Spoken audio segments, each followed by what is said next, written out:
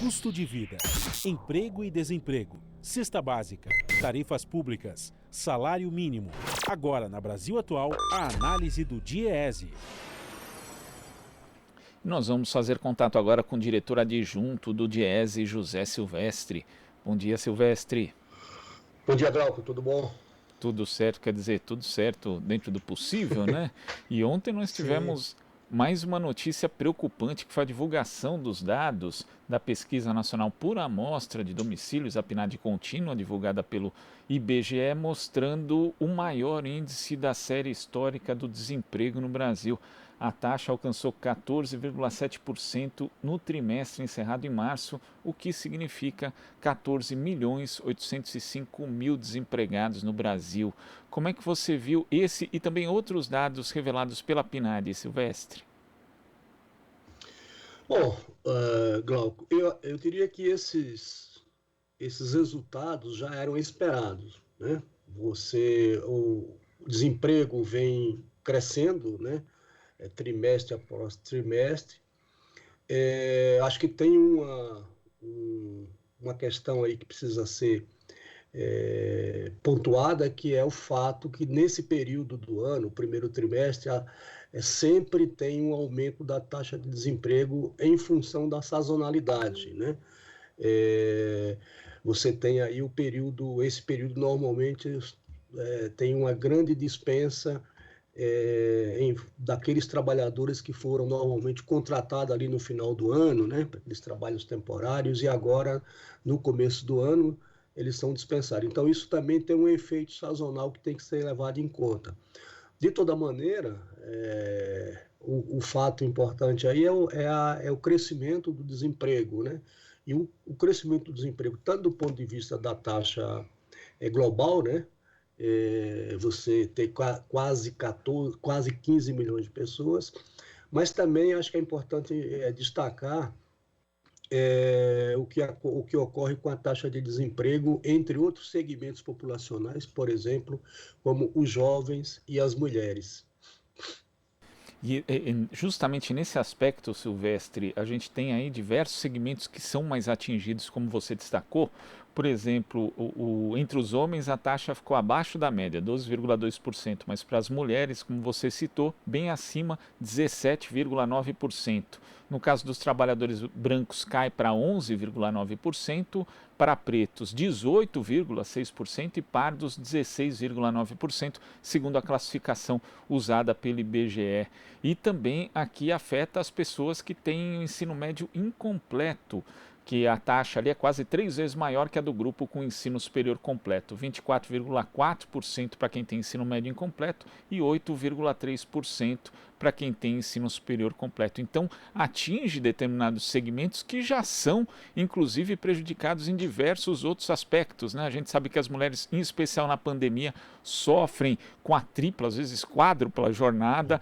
Sabemos também do peso da discriminação racial no Brasil. Então, segmentos que já são afetados pela desigualdade brasileira estão sendo ainda mais atingidos pelo desemprego, Silvestre. Sim, e isso eu diria que é estrutural no mercado de trabalho, né? Talvez na pandemia esse quadro se agrave, mas como você lembrou, no caso das mulheres, as mulheres normalmente têm uma inserção, né, no mercado de trabalho diferente no sentido que as condições, por exemplo, os empregos normalmente são empregos temporários, muitas vezes as mulheres se inserem no mercado de trabalho, mas às vezes tem que sair porque tem que cuidar dos filhos, enfim. E na questão dos jovens, o problema da falta, digamos, de experiência, né?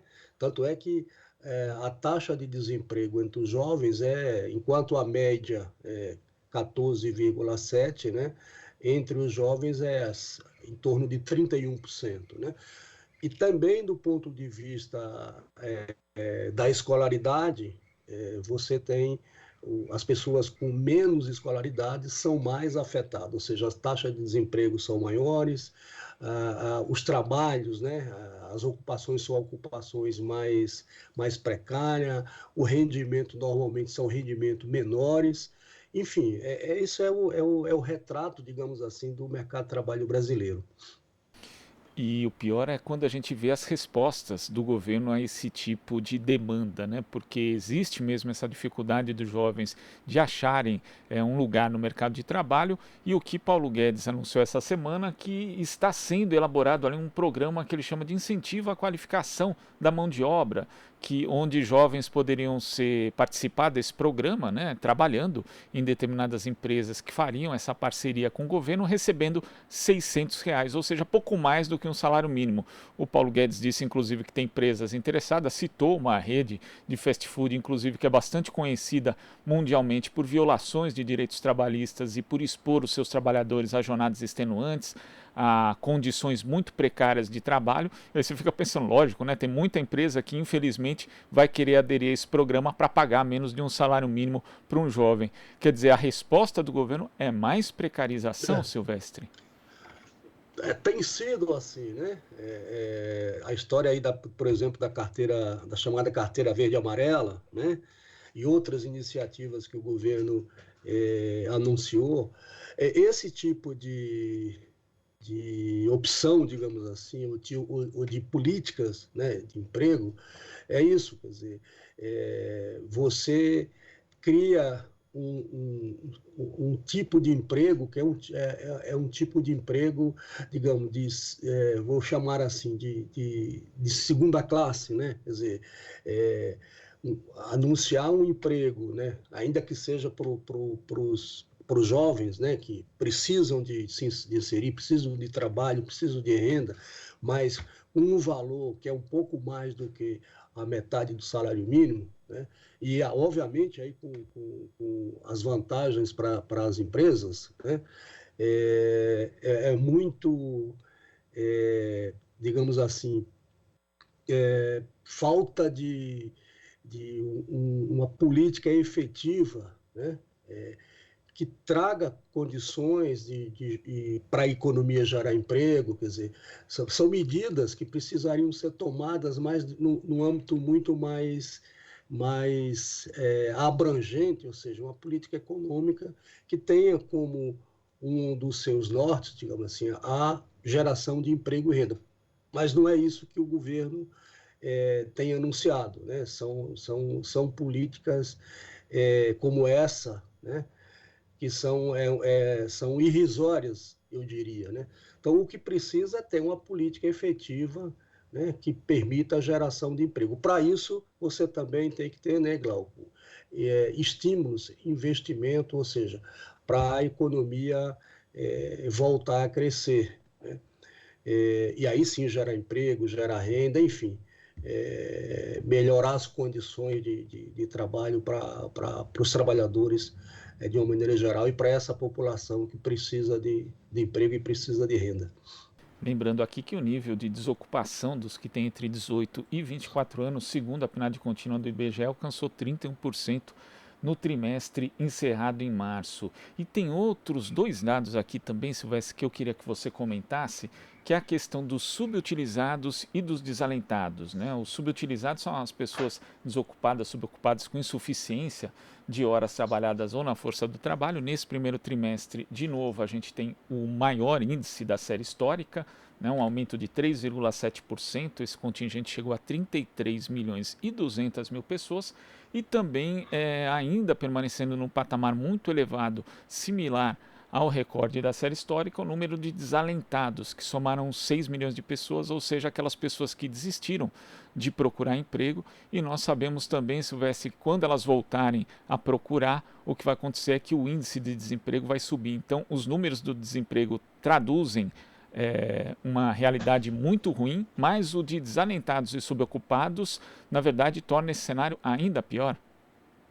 Sim, porque esse contingente de pessoas, né, se você somar as empregados desalentados mais os subutilizados, é um número superior a 35 milhões de pessoas, né? E é fato, quando essas pessoas quando elas tentarem voltar para o mercado de trabalho, elas vão pressionar, evidentemente, a taxa de desemprego. Mas o que chama a atenção aí, na questão dos subutilizados, é a necessidade, né, que as pessoas têm de trabalharem mais, né? Porque tem uma jornada de trabalho pequena, enfim. Por isso que são considerados subutilizados. Eu acho que um outro dado que cabe comentar rapidamente, Glauco, é em relação à taxa à informalidade, né? Que apesar de ter se mantido estável em relação, agora nesse primeiro trimestre do ano, em relação aos trimestres anteriores, mas é um número assustador. Você tem cerca de 34 milhões de pessoas na informalidade, né? E o que tem, portanto, os empregos, né, que têm sido gerados também, uma boa parte desses empregos são empregos nessa condição, né? Ou seja, emprego de condições mais precárias, com um rendimento menor.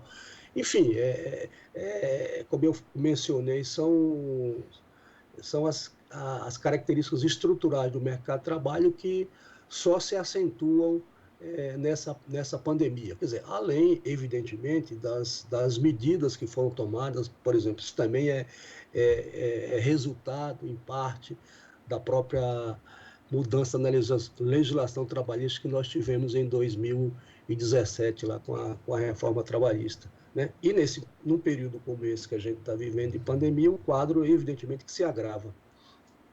Tá certo, Silvestre. Muito obrigado pela sua participação aqui no Jornal Brasil Atual. Um ótimo fim de semana. Até a próxima. Para você também, Glauco. Tudo de bom e um ótimo fim de semana. Conversamos aqui com o diretor adjunto do Diese, José Silvestre. Você está ouvindo Jornal Brasil Atual. As notícias que os outros não dão.